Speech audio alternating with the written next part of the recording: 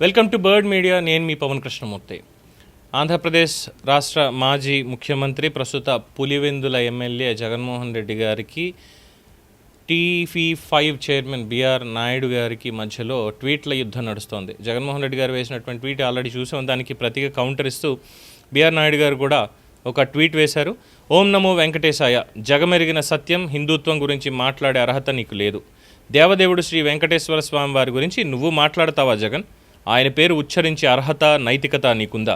హిందూ వ్యతిరేకివి అయిన నువ్వు సీఎంగా ఉన్నావనే కదా నీ అనుచరులకి ధైర్యం. అందుకే వైవి సుబ్బారెడ్డి, భూమన కరుణాకర్ రెడ్డి రెచ్చిపోయి హిందూ మత ఔన్నత్యాన్ని మంటగలిపారు.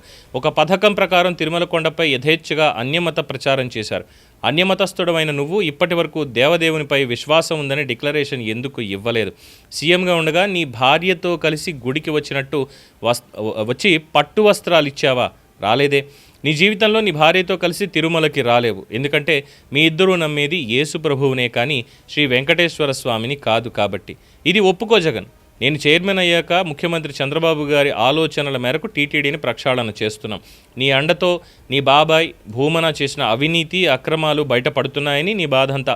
టీటీడీలో అన్యమతస్థులు ఉండరాదని నేను నిర్ణయం తీసుకున్న నాడే నాపై పథకం ప్రకారం కుట్రలు ప్రారంభించావు. అందులో భాగంగానే కదా నాపై డీప్ ఫేక్ వీడియోలు సృష్టించి తిరుమల ప్రతిష్ట దెబ్బతీయాలని చూసావు. శ్రీ వెంకటేశ్వర స్వామిని ఇంటి దైవంగా పూజించే చంద్రబాబు గారికి దేవదేవునిపై భక్తి లేదంటావా? చంద్రబాబు భార్యతో తిరుమలకి వస్తారు. నువ్వు హిందువే అయితే భార్యతో తిరుమలకి రా, అప్పుడు నిన్ను నమ్ముతారు.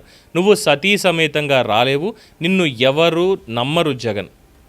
ఓం నమో వెంకటేశాయ. Tirumala, TTD, Sanatana Dharma, protect Hindu temples, Andhra Pradesh, accountability, ధర్మరక్షణ అని ఇందాకనే ఆయన ట్వీట్ వేయడం జరిగింది. మరి దీని మీద జగన్మోహన్ రెడ్డి గారు ఏమైనా స్పందిస్తారా ఏంటి అనేది మాత్రం వేచి చూడాల్సిందే. దీని మీద మీ అభిప్రాయం తెలియచేయండి. చూస్తూనే ఉండండి ది బర్డ్ మీడియా.